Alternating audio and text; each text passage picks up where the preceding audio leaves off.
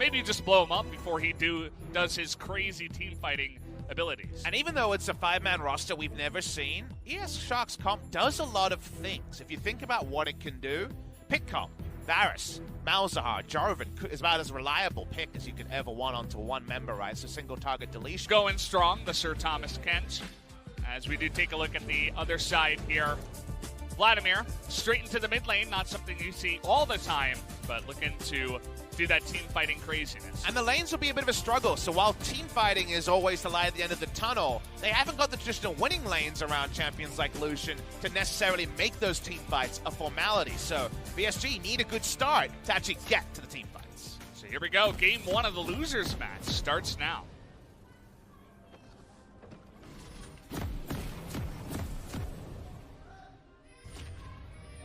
I think we might have to do some cheering today, Valdez. we got to help him out, you know. Whoa, Malzahar's top lane. Or is he? How can they know? You know, I'm a bit disappointed from competitive Nico games that I've seen, because I've been watching your Masters, there's been a couple of Nicos there. In my solo queue games, I'm seeing more Nico than I'm used to recently. No one ever uses the passive, so I'm happy to see at least a nominal use of the passive. Now, of course, especially in pro play with wards out there, it's hard to get a lot of value from the passive. But at level 1, why not disguise yourself as the jungler and at least try to pretend that the pathing might be different? Anyone who doesn't use the passive, shame on you. That's all I'm going to say. But it's so hard to click the button, Papa Smithy. Look. How do I do it in my silver game? I saw you play Kindred. It's the same mechanic. Press a button. That's true. Why are there not hotkeys for that? Maybe there are, and I actually just haven't checked them out. It's a little bit hard to check them out when everything's in command, too. But starting queue here. You're getting in there, doing some poke already. Yeah, no one got to the wave first. There was no big pushing advantage, taking W at level 1. So like you say, Q is taken here. This should be a very, very comfortable lane for Varus Tahm Kench. Tahm Kench is there to mean that the binding from the Morgana is pretty much irrelevant, and the Varus outtrades Lucian with the range advantage. Here is Jisoo, and actually, look at this. It's looking much less likely to be the on-hit build from Jisoo. Started Doran's Ring. I was mostly looking at the top and seeing the Keystone, so we thought on-hit build, maybe because Auron is probably the most reliable of the current tank meta on 9.6 to stand up to something like the on-hit Nico. We might see a movement away from Cube, and actually a movement to what we saw from Broken Blade, from TSM, and a kind of confirmation that it'll still have some semblance of 4-1, but I look at this and say, maybe it's just really a poke pick comp only, because the pick CC when you group with Nico and the poke on the turrets is still there on the pick. It's definitely a nice idea to play into kind of the composition that they're going for. We're going to get the whole library of runes down here, down on the bottom side. Anything really strike your eye as different outside of the Nico? I think Overgrowth has become much more taken on tank top lane players after the latest buff. I think that might actually be in a future patch, but it's probably just what people are used to playing on the live servers. It's the extra bonus maximum health I'm seeing a lot more in the Resolve tree. Otherwise, you know, it's a lot of free-ass boots. That's pretty much the meta right now. How about the Conqueror on Jarvan? See a lot of electrocute to try to go for the burst, but sometimes you do see the Conqueror coming out, such as today. Well, you know, LS, for example, has a lot of words about things like Scorch, and I think Electrocute's kind of in the same school of thought for rune choices. So it's one of those things where Conqueror got nerfed a couple of times. It's definitely not the, like, auto-locker on Rek'Sai and win the game rune, but we're seeing a return on Rek'Sai over things like Hail of Blades that are popular in other regions. I know Ender is very strong on that particular one. I think Conqueror is just unique when you take it with things like Ravenous Hunter, in that you actually end up brawling for way longer than you might expect, and you don't do the burst, but you end up getting those extra orders off that end up maybe doing more damage over time. So I think it's kind of just a individual tilt kind of thing, like whatever you prefer, rather than necessarily there being a very obvious correct choice. And Ryan making his second visit up towards the top side. See what he can do here, looking for the knock-up. Does get the invisibility out of Jisoo at least, but nothing else as he's been hanging around this top side. We haven't been seeing AP Nico, then it's Q Max rather than the W Max that we saw from Cuvee.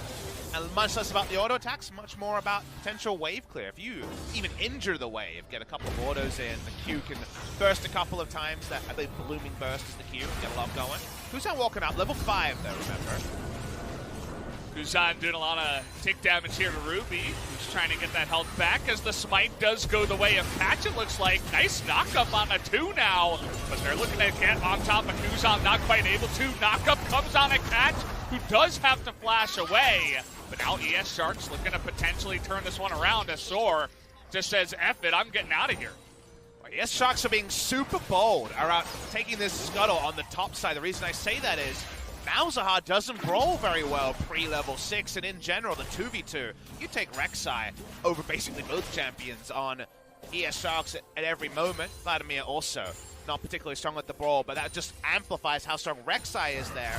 They get in, they get out, but there is a pretty significant summoner spell cost with Kuzan and Catch both having to blow their flash.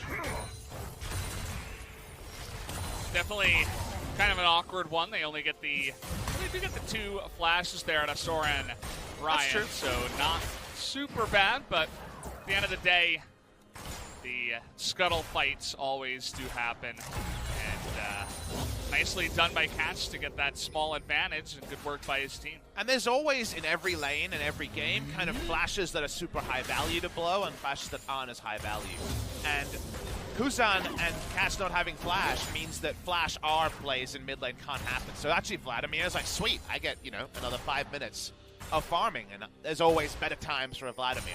As we've come to know from top lane Vladimir, same story with mid lane Vladimir's. Catch not moving, and he doesn't know he's here! So cute, and now he's gonna get the knock-up on Orion, who again does not have his flash.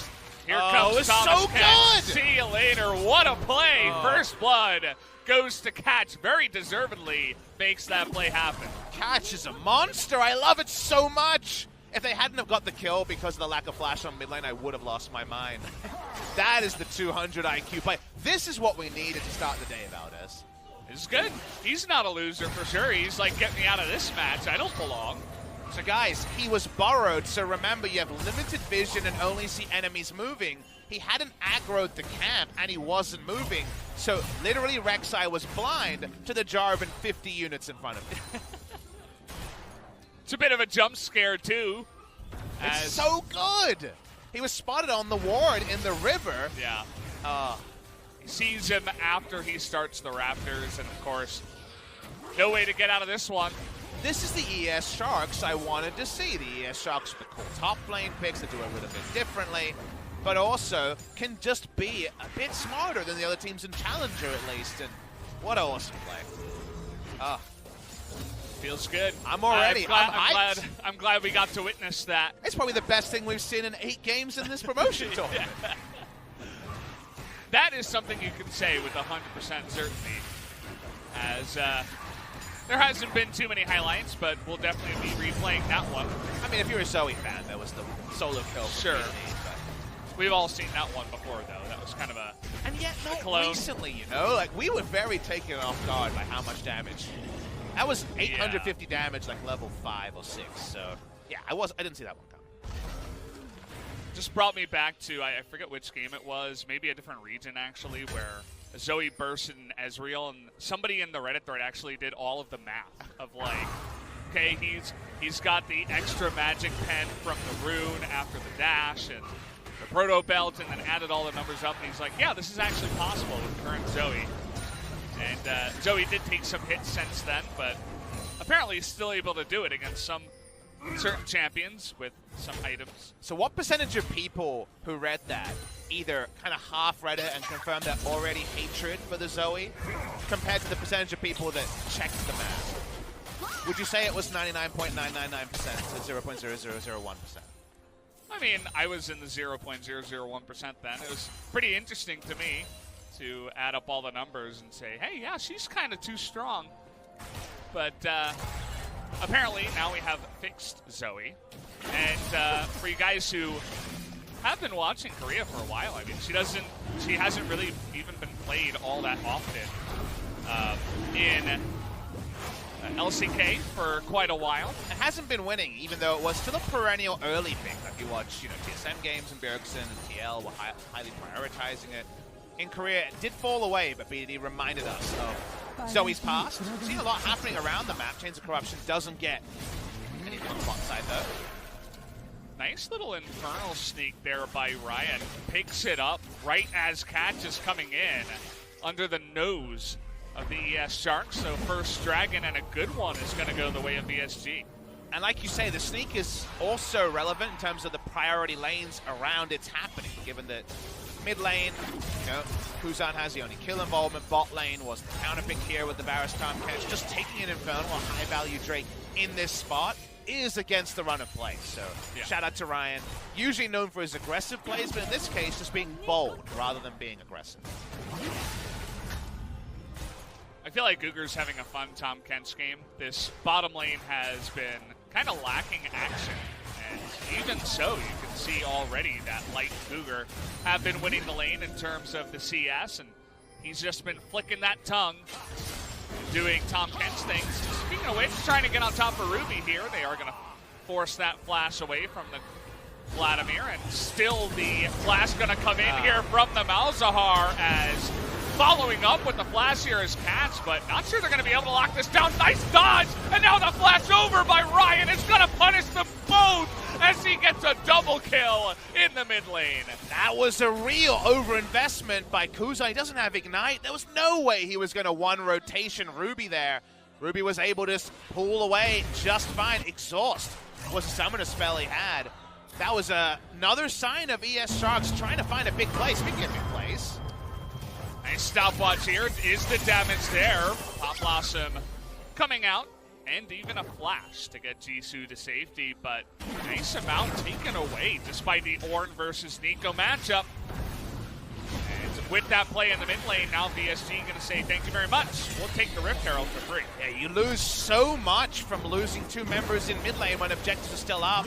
They try to make an Abyssal Voyage play bot lane, but easy for Veritas to glide away. These are the unforced errors we saw from ES Sharks quite a lot in their series a couple of days ago. The initial play is perfect from Catch. He swaps his R for the enemy flash. Great. Awesome play. Notice Ruby has not used his pull yet, and then you go in on over 1,000 health Vladimir as no item Malzahar. It's just so much used to try to get the kill. Even if the Q hits, watching on, I think he lives on about 20 health. It might be overkill by 1 damage. But you can see the VSG coaching staff are stoked because out of nowhere, they were kind of gift wrapped 2 kills. Yeah, follow me, got the kill, and let's go to Herald is basically what he's saying. And lots of talking coming out from Ryan as he is able to get there in time to punish them both. But it was really close. I'll give them that, as you were mentioning. The Proto Belt actually helped dodge the Jarvan engage, which would have been a lot of extra damage. So, like the chance, but definitely greedy is the word I would say. You don't have to do that after you just had a nice engage. You still have the pressure in the mid lane. So, certainly trying to push it a little bit too far. That's not what the Sharks need right now. Especially because they have a really nice draft that we think scales pretty well. We were already mentioning how VSG had pretty limited win conditions of, all right, losing lanes, but hopefully team fights later. So that's already a lot of conditionals that most teams don't get to. So given that, going so eager, feel like you have to pull the trigger. There's other games where you look at the comps and like, okay, try something, otherwise it's going to be a bad time. This was not one of those games, so very surprising to see. It's not a game loser just yet, but it continues our kind of question marks about where ES Sharks is at when it comes to this promotion tournament. Not looking as clean as they did in Challengers, that's for sure. I wonder if it's just the pressure getting to them, maybe the new stage, all this kind of extra stuff. But if they want to prove that they deserve to be in, they got to win tonight, and then it's also bouncing back. They must feel like they have to bounce back. They know that a lot of people walked away thinking very little of their team from their play a couple of days ago. So with that pressure, picking up pressure topside. DC, remember, doesn't have flash. No flash. GLP comes in, but look at that long-range ultimate. Pop Blossom gonna lock him down, though. One auto from the turret would have done it, but he gets out of range. And Soar is gonna live as well. They get the kill, and now the push will come in from the Herald. They needed to hit the Q, though. It was close. Remember, with AP Nico, the shield on the Pop Blossom way bigger. It's not enough damage to pick up a kill. Kuzan and Catch using that pressure bot side. Notice Mountain Drake has spawned, but Rift Herald is jammed up top. Rift Herald on the push, going to make that happen up in the top side. Soar is setting up for a TP if the Drake is started. That's why he recalled. He would not have the ultimate. Gonna walk down for now. ESS do start up the Mountain Drake. I think if you're VSG, just based on your positioning, you don't try to force a fight here.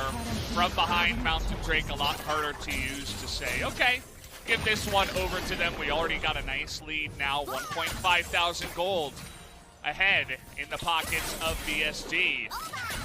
As the next streak as well going to be Infernal, so we'll have to see who can lock that down. Around that point, VSG with the extra gold of picking up some kills will be more teamfight ready than we might expect, but still, you'll notice, have had to make some concessions. For example, Vladimir had to go for a QSS. Vladimir is probably one of the least likely champions to take QSS in a game, because not often do you get the mid lane Vladimir who has to buy it for laning phase, because the laning phase has to go QSS. He's going to get the replay of top side and see. In fact, the AP Nico shield is way bigger than you might expect. If you notice here, it's about 300 health, but Rek'Sai already in brawling range. Soar able to pick up the kill. There was no more turret shots to spare for either of them, so that was closer than you might expect. But the teamfight items are not there yet for VSG. However, the experience and just the overall level of gold means they might be more competitive in 4 minutes than ES Sharks might be ready for. Certainly is true. Love the item choice here from Soar, too. Going to be really fantastic against a lot of the AP that is coming out of Nico and Malzahar, that adaptive health. So, great first item choice, and he still has his TP with Unsealed Spellbook. So, we do know that if any fights do break out along this next Drake or any other objective, he'll be ready, and he'll be super tanky for this next fight. Now, not as tanky as what we are all experiencing in the solo queue ladder, I'm sure. It's by 9.8, 2 patches later than this game. A lot of direct and indirect buffs to Ornn over time, but, as you say, he's still Ornn and is engaged. It's going to be pretty good against a team that is kind of running out of time to be a pick comp. Yes, it can be simulated around things like Baron or high roll Drakes, but it might just end up being much more of a siege drop, playing under turrets for this AP Nico comp on ES Sharks, and best way to stop a siege is with hard engage. The SC coming in with their lead. That finding is going to go wide, but Catch actually able to pick up that red buff, so nicely done by him to just sneak that one away without being hurt or getting his teammates in trouble. It's just that minor objective. VSG probably wouldn't have been too afraid of a fight there, but I like that ES Sharks just wait and back off, but still get the buff. In case you're wondering, I'm pretty sure there is no upgrade on the adaptive helm for Ornn, so Ornn will usually just kind of pilot his way towards Catalyst, Sunfire Cape, Abyssal Mask, or just Russian Abyssal Mask against double AP. This is much more the value, like you were talking about, Valdez, on specifically the interaction of the damage reduction on magic damage against Nico and Malzahar, rather than getting the free upgrade. So it is going to be a cost come level 13, but right now, he's ultra tank. Doesn't even need his teleport to move down to the mid lane and look for an opportunity here. Looking for Kuzan, who does flash away. Pretty simply, their catch was nearby, but they don't even bother trying to set up a fight under the turret. Ruby gives kind of no mundos about the Malzahar this game. He had to use his flash earlier. Now he has QSS and the flash is down a second time. They've been pretty on point with denying Kuzan any pressure onto Vlad, and at some point, Vlad's going to hit 4 items, run at the enemy. May not be the same 4 items that we see from top laners, but it'll be pretty similar, and the threat will be there. So the outscale potential of Malzahar, chances have gone from maybe to almost certainly, and if this was a weather report, you'd bring your umbrella. It's raining blood, that's for sure, as Ruby is going to be scaling on up. You did mention that QSS is going to be annoying. Just QSS is out of this one. Nice amount of poke damage coming out from Kuzan here. Even Light trying to get in there, but the rotation comes up from ES Sharks. As now they're looking to pressure on the mid lane turret. They desperately want it on this minion wave. They brought 5. Blade goes down just to try to push them away, but still Light is able to do a nice amount of poke damage. And you'll notice that this is right before the Infernal, right before any other objective, so I like the timing for them to try to snatch that mid lane turret. It's an awkward duality though, Valdez, because they actually have to recall and not contest vision around that Infernal because they couldn't get the turret. If the turret goes down, then the fact that Jisoo's around half health doesn't matter. Now that it's loading up for a team fight, they actually have to back away completely. So the Hemoplague just stopped a 5-man rotation and got a full recall from ES Sharks. Crazy value for just a Hemoplague. Oh yeah, for sure. May have it if they do delay this another 30-40 seconds, but you can see that Jisoo coming on down as well. They're really looking to pressure onto this one as here comes another Ornn ultimate. This one gonna knock them both up into the double knockup. That's gonna make it 2 super easily and clean by the side of Soren and his Ornn. It's a tale of 2 cooldowns. The first call of the Forge God, Flash is gone. Second call of the Forge God, double kill. Huge value from Ornn. I'm someone who's definitely on the Ornn hype train for the MSI meta. What about just today? Because Soar is putting in a huge stint on this Ornn, and suddenly the teamfight comp's going to get an Infernal. And it's not going to be their first one either. It's going to be their second one as VSG are just sailing into this mid and late game. They're going to get this one. Can he steal it? Yes, he can! Whoa! What is going on? Light showing the light to his team as he keeps their hopes alive. Ryan, man, you had to smite. Doesn't smite it. Don't get it. Oh, boy, that's awkward here. It's a lifeline for ES Sharks. Yes, teamfight-wise, they might be outcomed. But that's extra poke damage with Infernal. This was just the ram you were looking for. Look at this Ornn play. Could you be any cleaner? I mean, that's the dream engage, right? Doesn't get better than that unless there's more people. But 2 is enough. You're essentially doing a job by yourself against 2 people, and that's what opened that up. But it's just really unfortunate now that they're going to take a huge blow to their stats as well as their morale as the Infernal Drake just flies away for free. Man, I'm still in love with the Ornn player. They're so clean. And Soar was the player that really impressed us on Team Battle Comics. A lot of people will say, who the hell is Team Battle Comics? They were, of course, Sandbox Gaming before they renamed in Spring Split. Soar looked like their best player in the promotion series and then for whatever reason chose to remain in Challengers.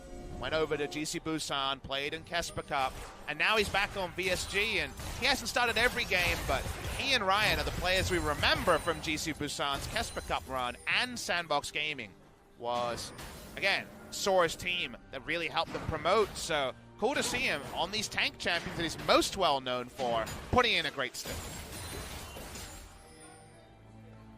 Flash is going to be available for Kuzan soon and for everybody on the side of the ES Sharks. So Soar's going to have to put down another 2 Ornn Horns if he wants to make that play happen again. It's them, of course, still in the lead, but we'll see what ES Sharks can do from here.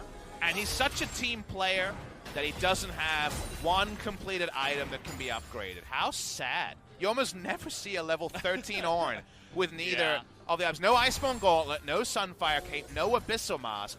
He's gone for Frozen Heart and Adaptive Helm. He's got a hell of a lot of cooldown reduction, that's for sure. And you know what? If he gets the ram onto multiple people and then knocks multiple people up, he's going to be in aura range, and they definitely win the team fight every time. Especially if that Varus is just hitting onto him, he's not going to be doing nearly as much damage as Ruby with that Proto Belt. Is going to make it very easy to take out the Malzahar spell shield. Looking pretty good. So I think Blade the Ruin King, Black Cleaver, and Redemption can be upgraded from memory. I think those are the 3 that he can upgrade. He can upgrade someone if he finds an ally, but right now it's enemies he's found.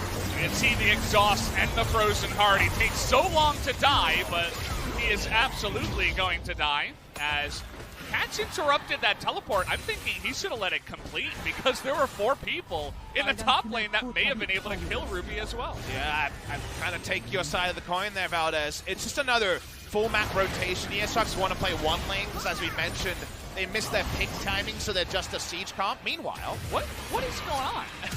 Catch is done. Catch, okay. He's going to try to get away from this one as well. The Q should be up in a bit, but he's not as fast. So Ruby is going to be able to easily take him out. As not sure why he went in a second time. The first time was like, okay, you know, instincts, you want to interrupt that TP. Second one, that's going to be a no for me, dog. The observers did us a solid and hovered over the very amusing extended death animation of Jarvan. Yeah. Where he just crawls for like an hour. If you ever see Jarvan fall in one of your games, just actually put your eyes on the death animation. Usually you ignore those things. It's comically over the top. And sadly, Catch just was too far up, you know. At the end of the day, that was just silly from him. And it's another freebie to a champion who should never get freebies. The Vladimir is always a win condition in and of himself. And this Vladimir's got a bounty. Take another look at how this happens, the Abyssal Voyage, and you're like, okay, Sora's almost definitely going to die. But then the TP comes in, and then they interrupt it. But I'm not sure if that's the right way to go, as Pop Blossom was going to lock down Vladimir. It's one of those things where if you have full information, you never make that play, right? Because you're like, oh, a second kill. But instead, Catch is just doing the autopilot thing of, if you see a teleport, you're like, I'm going to interrupt that. It's almost never wrong to interrupt a teleport, but with full information, map hacks on, and full communication, which remember, they should have the communication, then you don't make that interrupt. So it ended up looking really, really bad because he died, but you definitely understand the simple reason of why. Yeah, for sure. And we did just have the Horn come out, and Light had to blow his flash, thanks to the observers for pointing that one out. As now it's going to be a big cooldown. It does mean that Cougar, there's going to be a lot of pressure on him to not get hit by the Horn and also save the life of his AD carry, which can be at times difficult. Ryan going for the solo here on the Infernal Drake as ES Sharks are just pushing on in. They're going to let that one go. Okay, it just came on early. So that kind of been the 4th Infernal Drake. It was already on the board. So, whatever. Let's just go with 2 for VSG and 1 for ES Sharks. I'm pretty sure. Anyways, in the game, going to be locking down the Morgana, who is going to flash away. Catch is going into that one. They're locking down the Rek'Sai in the mid lane, though. Ruby pretty low, but he's a Vladimir staying alive as they're trying to get on top of Light, and so is the top bench. But he's doing so much damage. He's just sitting there like his own turret, able to push back VSG. It doesn't look like anyone else is going to die on the backside of so many low health bars. Yeah, a lot of engage. Oh! Okay. Cost of Curse is real. Sniped down by Light. They pick up that counter kill. The setup there from VSG, they didn't have full vision, so a lot of people weren't able to min-max their damage. In the end, ends up being pretty even, all things considered. VSG have a level 16 Vladimir. They should be doing better. So you watch this replay and notice a lot of these brushes are not warded from VSG. And it's a face check to begin. It's a pure basically out of the fight instantly. From there, Vladimir comes in slowed. It's all pretty awkward. The exhaust is actually pretty decent time. The Tides of Blood is not max damage. Ruby probably should have died, fell to 100 health. So this was just VSG saying, we've got the better team fight, let's go. They didn't actually put all the pieces together to get the most out of what they picked. Definitely an awkward fight when you look at it. It was kind of 2 things happening at the same time, and Rek'Sai running straight into a Malzahar and just kind of dying straight up. Nice follow-up there from Light, as he's kind of being the carry on the side of ES Sharks. He's got the best score line, but he's 3 level down on the carry of the side of VSG, who arguably scales a little bit better. Well, the main problem is that Vladimir runs at a Varus. What's a boy to do? Because, of course, your chains of corruption aren't going to work. And the Horn is the other big problem. They get the knock-up here on a Tom Kent, who is able to get that Devour ahead of time. So let's put it really simple, Valdez. The Horn comes in, Devour is used, and then Vladimir comes, and there's nothing left. That's just the reality of in a perfect team fight, but so far we haven't really been seeing very clean stuff other than that great Horn engage from earlier. See if he's going to find a way to subvert that, or if, like you mentioned, VSG makes some mistakes on the engage. They haven't found Vlad on the flank just yet because the game is being fought in a very open territory. Remember, it's ARAM, so the ARAM team, the Siege team, wants to play in the widest possible lane with control wards on both sides and poke. But the ARAM team hasn't taken the mid lane outer turret at 29 minutes. That is ultra frustrating for the team of VS Sharks. The moment they walk up, you know what tune we're going to hear about as. Yeah, it's already happening. They're trying to lock down Ruby here, who has to go into the pool, but he's taken down as even Varus is going to get the kill. Oh boy, Ruby a little bit too presumptuous and bold there in the front side. Ornn didn't have ult, so he positioned as if he was going to follow up on an Ornn ultimate, and there was no Call of the Forge Gods. There was no tune. And this Siege, it took a long time, but they're finally going to get out of mid lane turret. That's a big one, and keep in mind, this is Glacial Augment on the Nico, so she's really holding everybody accountable for their positioning as now Corruption comes in, and Soar in a little bit of trouble. Nice knock up to interrupt the dash, as down he will go as well, and the charging train of the ES Sharks is going to stop there at the tier 2. VSG, they had their options, they had everything set up, but they've really botched the execution and lost the maximum around mid lane. First Ruby, then Soar. Position as if they have everything else, all their other ducks in a row. Those ducks are quacking, but not in the order they need to, and suddenly both the mid lane turrets are down, and ES Sharks can put down pick wards, can force face checks, and if you don't get the ults in the row, as you were alluding to, if the Call of the Forge God and the Vladimir engage can't be coordinated, if it looks like this, as we see, coming in, silence, ulted, QSS not enough, because of course it's still taking plenty of damage. That dies, Ornn dies, no synergy between the two, and there's definitely team fights ES Sharks can win. Kind of looked like he QSS'd a little bit late as well. The Black Shield came on after he got ulted. It was just not the cleanliness you're used to, I suppose, on this stage, as so far both of these teams struggling to impress. Like the build from Kuzan. A lot of people think of Malzahar as hard counted by QSS, and I would agree for mid games. Flash actually drawn out, so much respect Glacial for Augment. And the E coming through from the Nico after that Glacial Augment. But I think Malzahar late game damage and control with this Liandry's burn build is really underrated.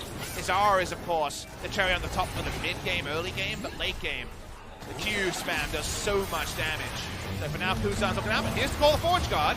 Pick and poke, but he's not going to be able to get that ultimate down, and Ruby's going to die immediately. And take a look at Light's positioning on the left side. Does so much damage and then gets devoured. Take a look at Veritas, though, still alive, trying to do that damage. Is going to flash on in, gets one, gets two. He's still alive in this one with the Black Shield. Trying to top down on Cougar. Is going to flash forward here as Cougar tries to get that kill, and he will, but eventually, at the end of the madness, VSG are going to take the fight. I mean, look at the zoom in. There's bodies everywhere. It's an atrocity in the mid lane, but the only one living is Ryan. It looked like this was the fight that ES was going to outplay when there was no connection on the Call of the Forge God. I assume this was a silence. Let's see actually how he was interrupted. Maybe, let's watch how it happens. The first one that outcomes is a chain of corruption. Really well done by Light to interrupt the team fight out, because then Ruby once again can be turned on and taken down instantly, and your mind just says, oh wait, Vlad and Ornn are dead. How can VSG win? But Veritas' Lucian is a pick we talked about. He's so opportunistic, dives in the back, assassinates one, and only the Battle Cougar on the Tahm Kench stops him from popping up. Overall, this is a 5-for-4. Ryan comes out the only one living. And he picks up that Mountain Drake too, which just opens up the possibilities after 30 minutes here for VSG. Now even in gold, essentially, to go for their own try at a big objective, as Catch, once again, he's got to be real careful. He's going to avoid that binding for now. Shout out to Veritas. Really, really impressive team fight in there. He's got plenty of ability to skate around. He's got that Essence Reaver. Also, so the cooldown reduction, the critical strike, it's all coming together. It's not old, sadly, so no, we actually saw that once, right, in the LCK. We saw Spear Shojin for the maximum skating. But still, critical strike. He's doing plenty of damage. Got the Blade of the Rune King as well. Another Call of the Forge God. This one registers. That is going to knock up that Malzahar, and take a look at how he just disappears. The shield is going to save him, but the Nico's dead already. Nice devour, but the double knockup comes in, and it does not matter as Catch is all alone now. VSG probably just going to ignore him and go for that Baron after a very successful fight. And that was just a max range Hall of the Forge God on one member, but those are the team fights we alluded to. ES Sharks couldn't make it about the siege, and they're going to lose a lot. With this interrupting the back timers, I don't know if VSG can win, but they can certainly do a lot. We got 25 seconds here. Yeah. I think it's actually a decent chance. You notice that Pure was trying to interrupt the backs here for quite a while as the push continuing to come It's only in. back now. It's looking like you're right. 10 seconds left. Nice Cataclysm into the knockup, trying to delay them, but I'm not sure it's going to be enough as down will go Jarvan, and down will go the Nexus. VSG able to pick up game 1 of the series. With 5 seconds to spare, finally the team fight goes as they selected, and the match ends even more promptly than we first suspected. The highlights and then a couple of moments he'd want to have forget. So in the end, if you think back, it's kind of more of a team performance than we first suspected from VSG.